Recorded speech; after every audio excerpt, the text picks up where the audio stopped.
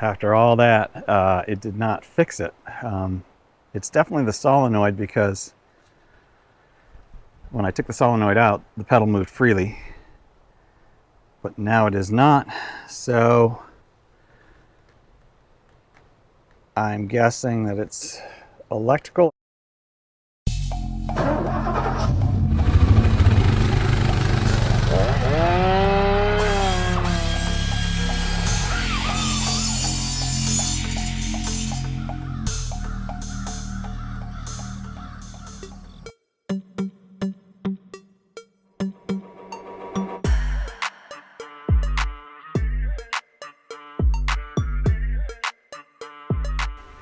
Welcome to TWC Projects. So today's project, we're back on the Bobcat. This time it is the right pedal. It's frozen up. Can't get it to move at all. I've tried spraying PB Blaster in there. It's not an issue with that, because when I unhook the pin from the actual valve, the thing moves freely. The shaft itself moves freely, and the pedal would move freely. But once I put the pin back in, it doesn't move. I think it's a solenoid related issue, so that's what we're going to tackle today.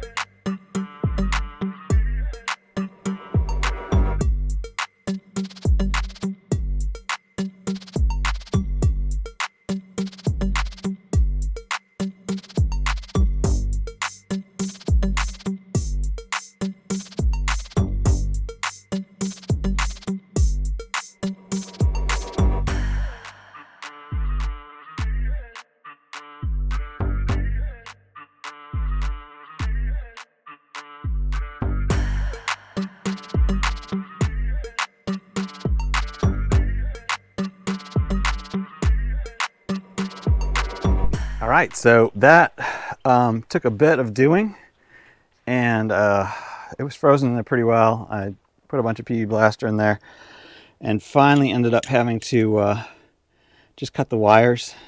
And you'll notice I cut them at two different lengths, and the reason I did that was in case I needed to put this thing back together and put it back in, I'd know which one was which, because they're both black. But anyway, so got that out of there using a big old deep socket, so that the wires are able to kind of fit up inside that socket a little bit.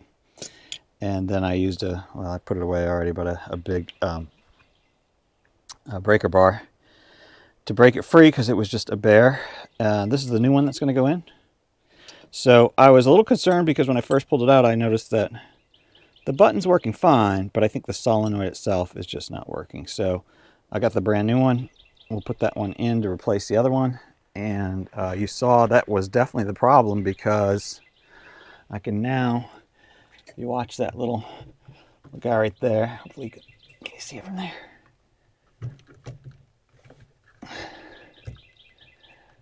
It's really hard to see. See this guy right here? That was sticking. That was not moving at all. And now it's freely moving all the way in and all the way out. As you can see, this is now coming all the way up and all the way down. So I think we're close. As long as that new solenoid works perfectly and it's not a wiring issue, we might be back in business. Might be able to actually get out and cut some weeds, or cut some brush, or cut some grass. I get grass growing up all over the place around here. So I was thinking this was going to be a longer project, although I guess I didn't wait until I'm done. I'm not done yet. So let's get back to it. We're going to put the new one in, and then we'll try everything out and see how it works. And hopefully we're good. At least we know we fixed the issue of it not, you know, it was stuck before, because of that solenoid was stuck in the outward position. It wasn't retracting when it should be. So, all right, let's put it back together.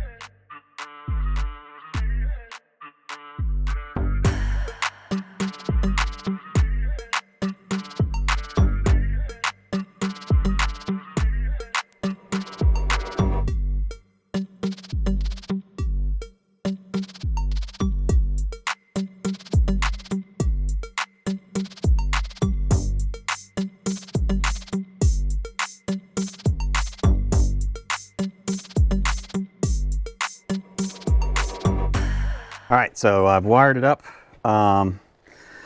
As you saw, and I'm guessing, I hope I've got it right as far as the pins and the right wires and the right side, but I didn't have my crimping tools. I didn't have really much of anything. I had some rubber silicone and some snippers, and I did have some electrical tape. So that's what we've done for now. I twisted the wires together, silicone them, and then wrapped them individually, and then wrapped both of them together as in one. So hopefully I've got the wiring right, and we'll start it up and see if the pedals both move the way they're supposed to. And if they do, then we'll get to doing something else here today. But just thought I'd bring you up to speed, let you know what we did here, and hopefully that fixes it. I think it will. So let's see.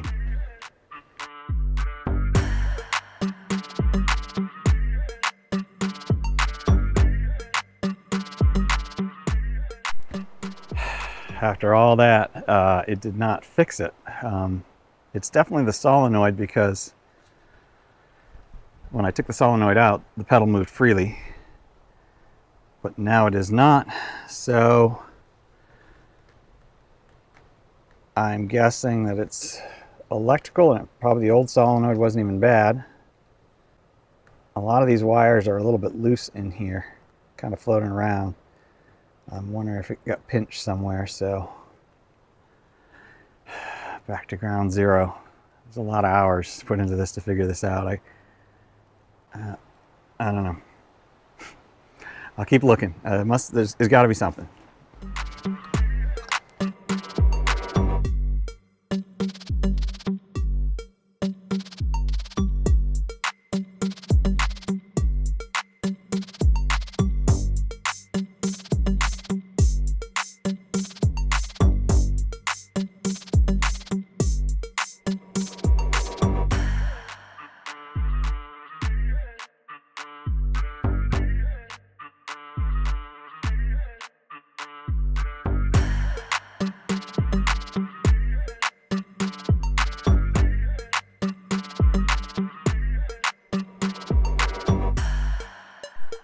All right, so finally got it fixed. Oh my gosh, it was a lot of frustrating work. As I mentioned, I might have said it, might not have in the video, but it had the wrong plug on the solenoid, although the solenoid was the right thing. And what I should have done, and didn't realize at the time, is I should have just pulled the plug apart and pulled the pins and everything on the wires right out, swapped them out and put them into the other plug, because they really are almost the same thing. It's just that one was, the pins were wider than on the other. It was a bigger plug, but the pins were the same. Everything else is all the same. So that would have been nice and clean way to do it. Didn't realize that, so learned that thing. The other thing I learned is, well, because I switched the plug and spliced the wires in, the issue all along was the plug itself. So I wasn't fixing anything. The other solenoid's probably fine. But I ended up not realizing the plug had been, the wire actually looked fine. You couldn't tell that it was broken, but right near the end of the plug, it had been stretched. Something had put pressure on it underneath the machine. The wire must have been hanging down somewhere, and it stretched the wire inside, so there was no real connectivity happening in there. So anyway, we're all fixed now, back and running. So I'm gonna wrap it up here, but I think I'll probably do a little bit of mowing at the end, so maybe I'll just record some of that and throw that on at the end here. But thank you so much for watching, and thank you for coming along with me as I create things, fix things, and enjoy God's amazing creation outside. This has been a lot of fixing lately, but that's what happens when you buy an old machine at auction.